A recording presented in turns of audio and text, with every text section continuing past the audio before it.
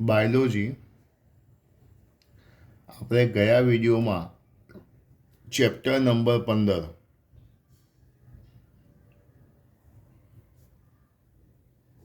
જૈવ વિવિધતા અને સંરક્ષણ પૂરું કર્યું. બધી થિયરીઓ આપણે જોઈ.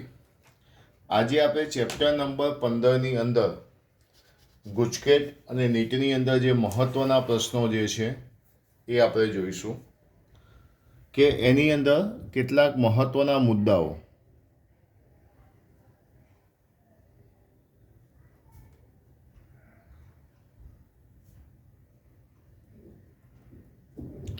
આ બધા નીટ અને ગુજકેટ માટે કામમાં આવશે.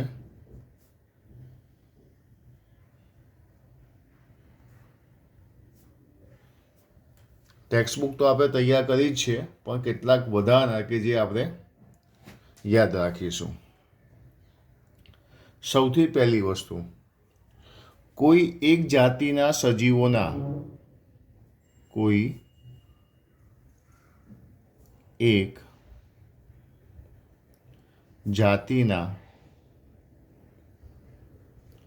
સજીવોના જનીનોના બંધારણમાં રહેલા ફેરફારોને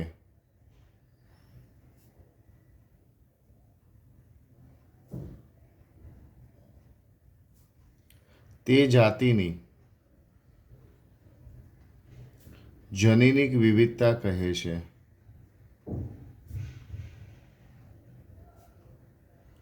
તે જાતિની જનીનિક વિવિધતા કહે છે. કોઈ એક જાતિના સજીવોના જનીનના બંધારણમાં રહેલા ફેરફારોને તે જાતિની જનીનિક વિવિધતા કહે છે. નંબર 2, જનીન વિવિધતા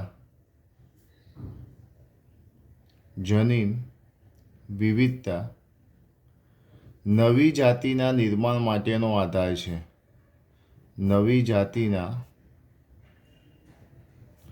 નિર્માણ માટેનો આધાર છે. જનીન વિવિધતા એ નવી જાતિના નિર્માણ માટેનો આધાર છે. નંબર 3, જાતિ વિવિધતા તે પ્રદેશની જનીન વિવિધતા પણ વધારે છે. જનીન વિવિધતા પણ વધારે છે. જાતિ વિવિધતા તે પ્રદેશની જનીન વિવિધતા વધારે છે. Number 4, R.H.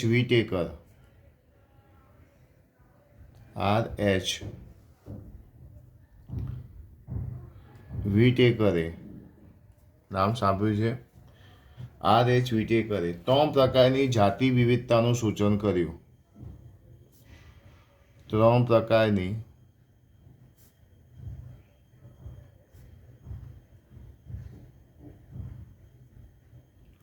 જાતિ વિવિધતાનું સૂચન કર્યું. 1, આલ્ફા વિવિધતા. 2,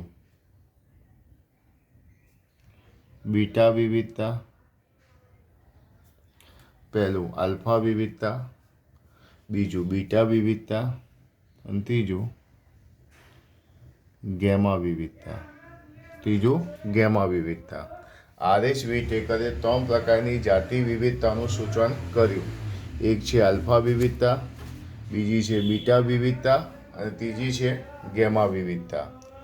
એટલે આ 3 જે છે એકવાર એ જોજો. ભૌગોલિક વિસ્તાર, હવે સમજો ખાસ બધા.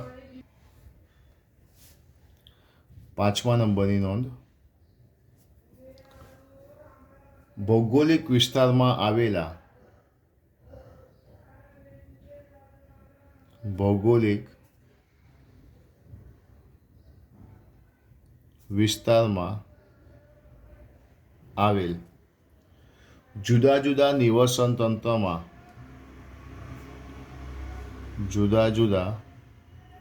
નિવસન તંત્રોમાં રહેતી જાતિ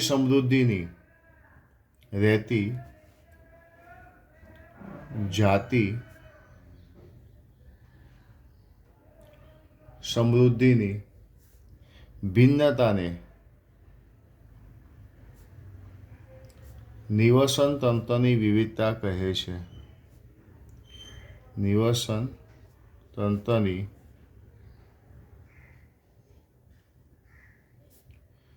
વિવિધતા કહે છે. તો પહેલાં તો આ 5 વસ્તુ છે, એકવાર જોઈ લો.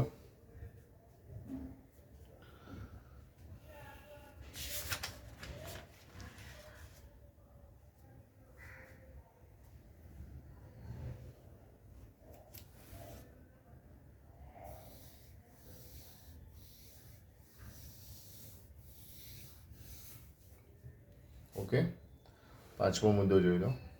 હવે નંબર 6,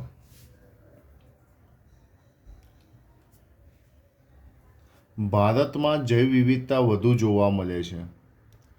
ભારતમાં જૈવ વિવિધતાની સમૃદ્ધિ હોવા પાછળનું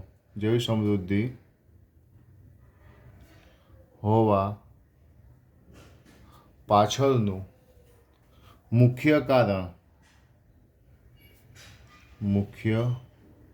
કારણ વિવિધ પ્રકારની આબોહવા,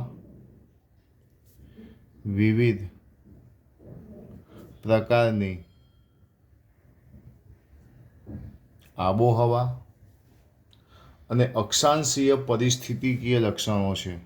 અને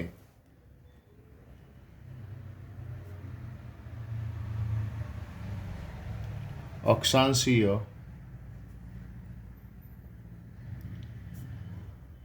પરિસ્થિતિકીય લક્ષણો છે. ભારતમાં જૈવ વિવિધતાની સમૃદ્ધિ હોવા પાછળનું મુખ્ય કારણ વિવિધ પ્રકારની આબોહવા અને અક્ષાંશીય પરિસ્થિતિકીય લક્ષણો કહેવામાં આવે છે. આજે વૈવિધ્યસભર આબોહવામાં ઉષ્ણકટિબંધના ભેજવાળા વિસ્તારો,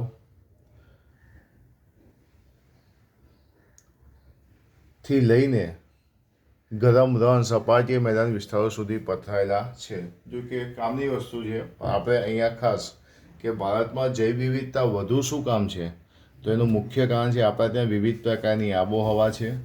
આ ઉપરાંત અક્ષાંશીય શું છે, પરિસ્થિતિકીય લક્ષણો આપણા ત્યાં જોવા મળે છે. તેથી આપણે એવું કહી શકીએ કે બધાએ ખાસ જોવાનું છે.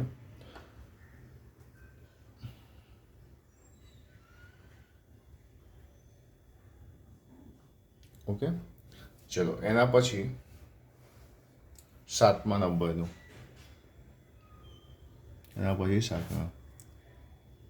એમાં હું લખીશ બિગ્નોનિયા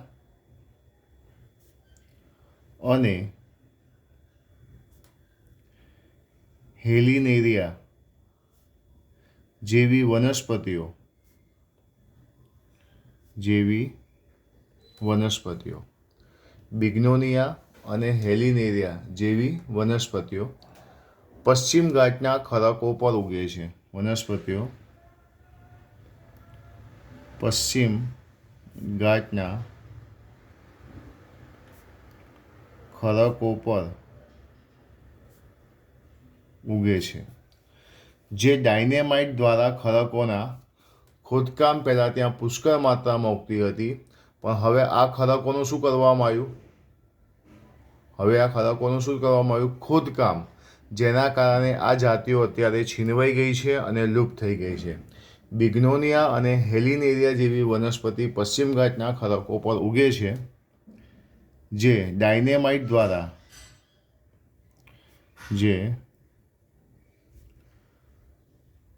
ડાયનેમાઇટ દ્વારા ખડકોના ખાણ ખોદકામ પહેલાં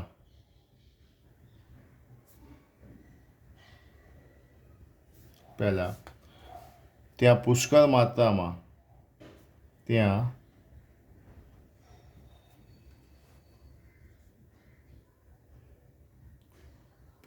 માત્રામાં ઉગતી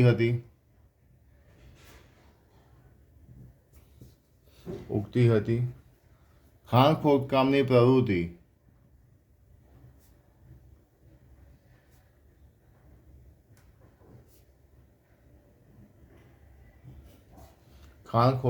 પ્રવૃત્તિ સતત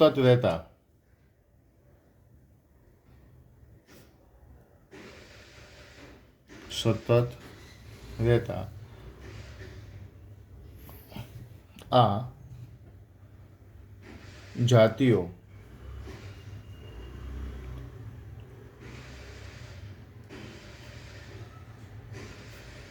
છીનવાઈ અને લુપ્ત થઈ ગઈ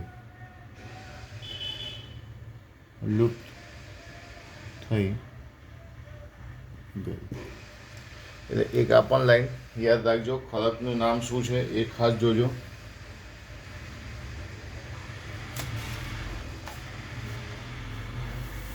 ઓકે, 7 વસ્તુ પછી આપણે કેટલાક શોર્ટ ક્વેશ્ચન તરફ જઈએ. આપણે આજે જોઈ રહ્યા છે 15.1 વાળો જે ટોપિક જે છે એના બધા સવાલો.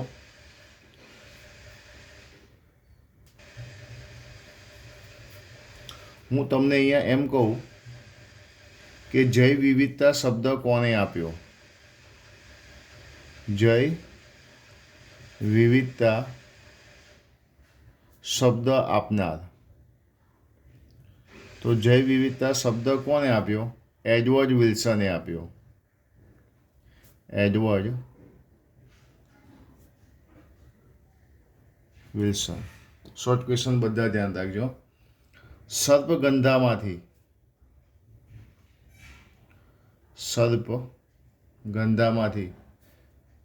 કયું સક્રિય રસાયણ મળે છે? સર્પગંધામાંથી રેસરપિન નામનું સક્રિય રસાયણ પ્રાપ્ત થાય છે. જૈવ વિવિધતા શબ્દ આપનાર કોણ? Edward Wilson. સર્પગંધામાંથી કયું સક્રિય રસાયણ પ્રાપ્ત થાય છે? રેસરપિન. રોબર્ટ મેના મત મુજબ, ધ્યાન આપજો, રોબર્ટ મે ના મત મુજબ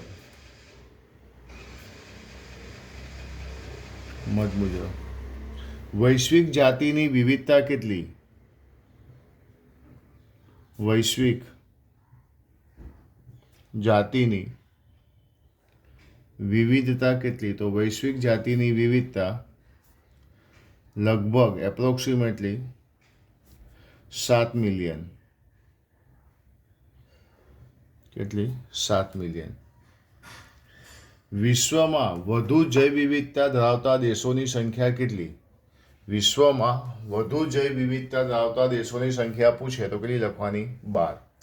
ભારતમાં પક્ષીઓની કેટલી જાતિઓ જોવા મળે છે? તો ભારતમાં પક્ષીઓની 1200 કરતાં વધારે જાતિઓ જોવા મળે છે. ભારતમાં પક્ષીઓની કેટલી જાતિઓ જોવા મળે છે? 1200થી વધુ જાતિઓ જોવા મળે છે. આ સિવાય ઇક્વાડોર જેવા ઉષ્ણકટિબંધીય વન વિસ્તારમાં વાહક પેશીધારી વનસ્પતિઓની જાતિઓ યુએસના મધ્ય પશ્ચિમ જેવા સમશીતોષ્ણ ક્ષેત્રના વન વિસ્તારો કેટલા ગણી વધારે છે? 10 ગણી વધારે છે. તો આ બધા જે શોર્ટ ક્વેશ્ચન જે છે એ ખાસ આપણે ધ્યાનમાં રાખવાના છે. બરાબર છે. IUCNના મત મુજબ હું અહીંયા એવું લખું, IUCN ના મત મુજબ છેલ્લા 500 વર્ષોમાં કેટલી જાતિઓ લોપ પામી? છેલ્લા 500 વર્ષોની અંદર 784 જાતિઓ લુપ્ત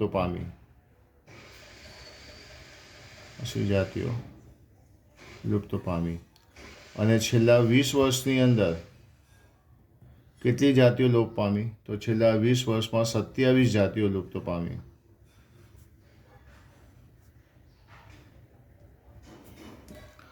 IUCN રેડ લિસ્ટ 2004ના દસ્તાવેજી પુરાવો દર્શાવે છે કે છેલ્લા 500 વર્ષોની અંદર 784 જાતિઓ લુપ્ત પામી.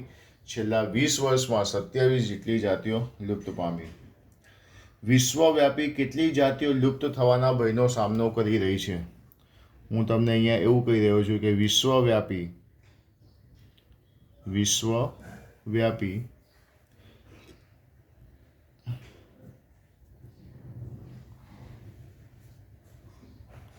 કેટલી જાતિઓ લુપ્ત થવાના ભયનો સામનો કરી રહી છે? લુપ્ત થવાના ભયનો સામનો કરી રહી છે. તો વિશ્વવ્યાપી એવી કુલ કેટલી જાતિ છે? તો 15,500 કરતાં પણ વધારે. કેટલી? 15,500 પ્લસ કરતાં પણ વધારે જાતિ એવી છે. અરે, પૃથ્વી પર જીવની ઉત્પત્તિ કેટલા વર્ષ પહેલાં થઈ? તો પૃથ્વી પર જીવનની ઉત્પત્તિ જોવા જઈએ તો 3 બિલિયન વર્ષ પહેલાં થઈ. પૃથ્વી પર જીવનો ઉદ્ભવ થયો ત્યારથી અત્યાર સુધી, ધ્યાન આપજો, પૃથ્વી પર જીવનો ઉદ્ભવ થયો ત્યારથી અત્યાર સુધી કેટલી વખત જાતિઓના સામૂહિક વિલોપનની ઘટના જોવા મળી? કેટલી વાર? તો 5 વાર જાતિઓના સામૂહિક વિલોપનનો ઘટનાક્રમ જોવા મળ્યો છે. વર્તમાન સમયમાં જે જાતિઓનો જે દર છે, સમજો ખાસ બધા, વર્તમાન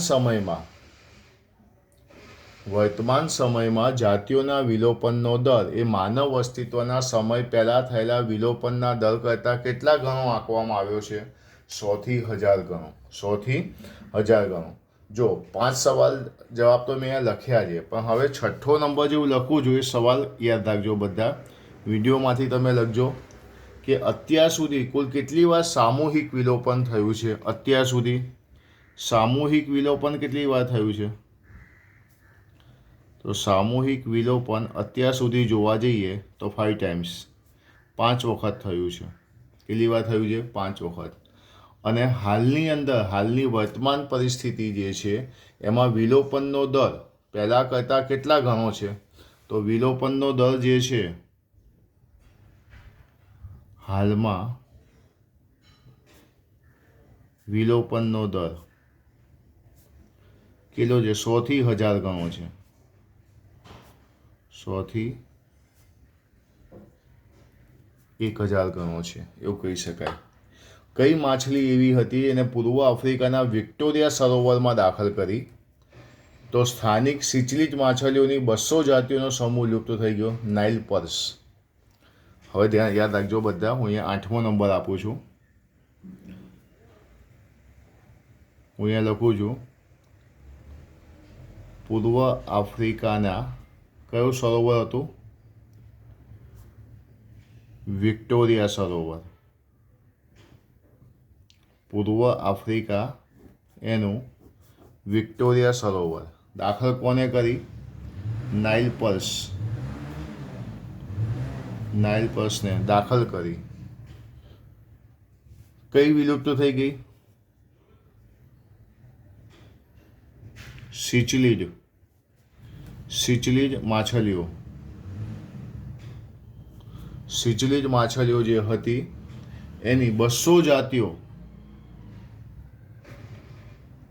જાતિ શું થઈ ગઈ? વિલુપ્ત થઈ ગઈ. દાખલ કોને કરી અને કોણ વિલુપ્ત થઈ ગયું? ખાસ ધ્યાનમાં બધા રાખજો. તાજેતરમાં જળચર સજીવને ઉછેરવાના હેતુ માટે કઈ આફ્રિકન કેટફિશના પરિણામે સ્થાનિક કેટફિશ માછલીઓ માટે વધુ જોખમ ઉત્પન્ન થયું છે? હવે આફ્રિકન કેટફિશ હું અહીંયા લખું છું 9મા નંબરનું.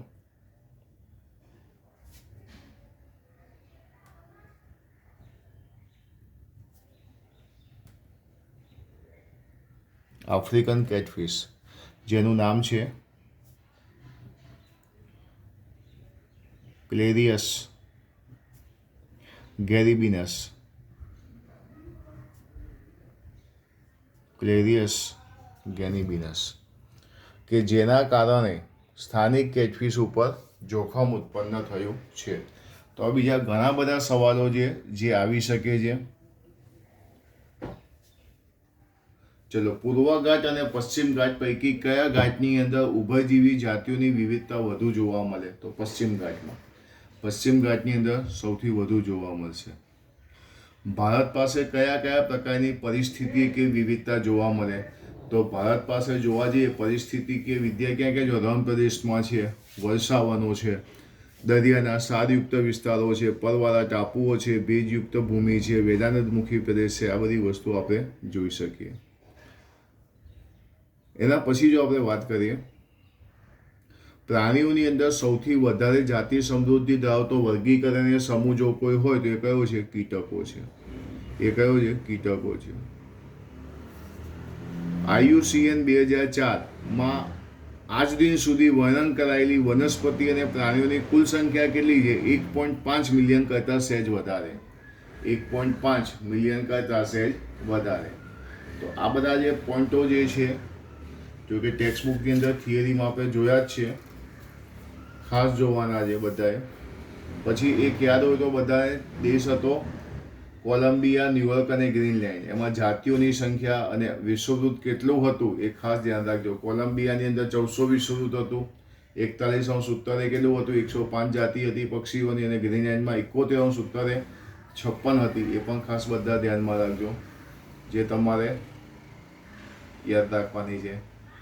પછી આ સિવાય એમેઝોન વર્ષા જંગલોવાળો મુદ્દો, જેમાંથી અવારનવાર સવાલ પૂછાતો હોય છે. એમેઝોન એટલે હું અહીંયા તમને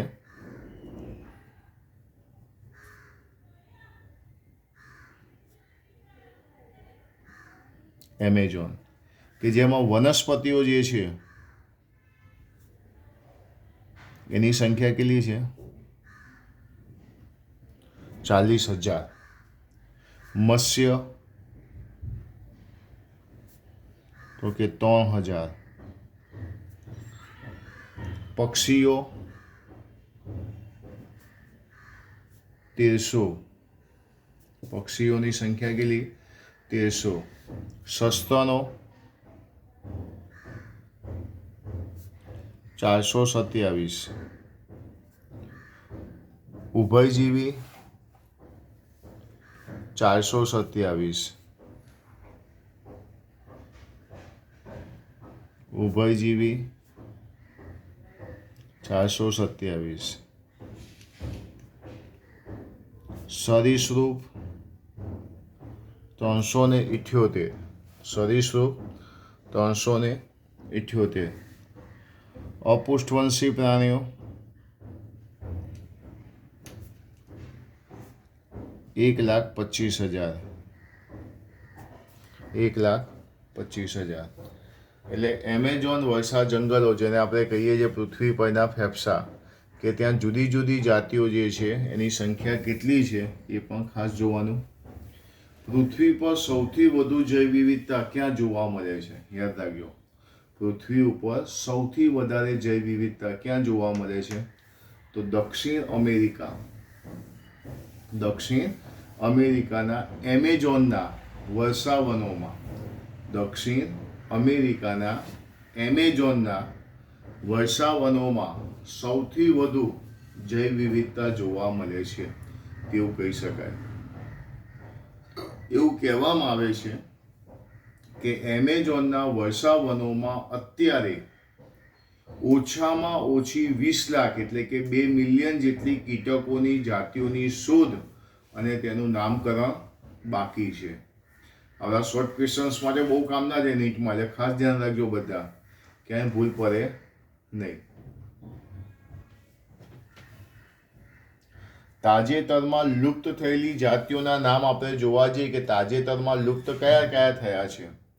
તો મોરેશિયસનું ડોડો પક્ષી, યાદ છે ને બધાને?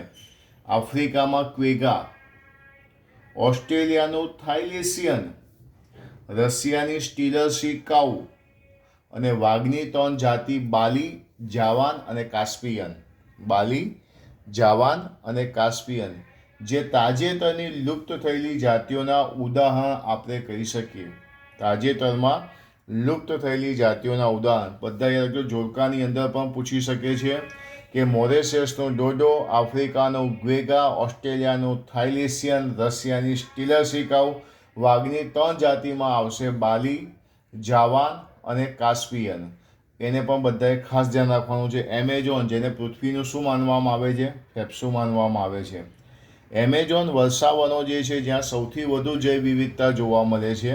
આ એમેઝોન વર્ષાવનને સોયાબીનની ખેતી માટે કાપીને સાફ કરી દેવામાં આવ્યા છે.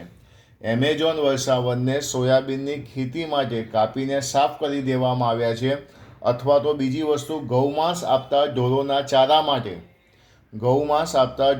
ચારા માટે તૃણ કે ઘાસભૂમિમાં તેને ફેરવી દેવામાં આવ્યા છે એમેઝોનને, જેને પૃથ્વી પરના ફેફસા કહેવામાં આવે છે. જો એમાં પ્રોબ્લેમ થશે તો ઘણી બધી વસ્તુ જોખમાશે, નિવસન તંત્ર પણ જોખમાશે તેવું કહેવામાં આવે છે. એક સમય હતો કે વર્ષાવનો એ પૃથ્વીની જમીન સપાટીના 14% કરતાં પણ વધારે વિસ્તારને આવરતા હતા. યાદ રાખજો, એક સમય હતો કે જ્યારે વર્ષાવનો પૃથ્વીની જમીન સપાટીના 14% કરતાં વધારે વિસ્તારને આવરી રહેતા હતા, પરંતુ હાલમાં આ વર્ષાવનો 6% કરતાં વધારે વિસ્તાર આવરતા નથી. કે 6% પહેલાં કેટલા હતા? 14% કરતાં પણ વધારે. જ્યારે હાલમાં કેટલા છે? 6% કરતાં પણ ઓછા થઈ ગયા છે. એટલે એક એને ખાસ ધ્યાનમાં રાખવાનું છે.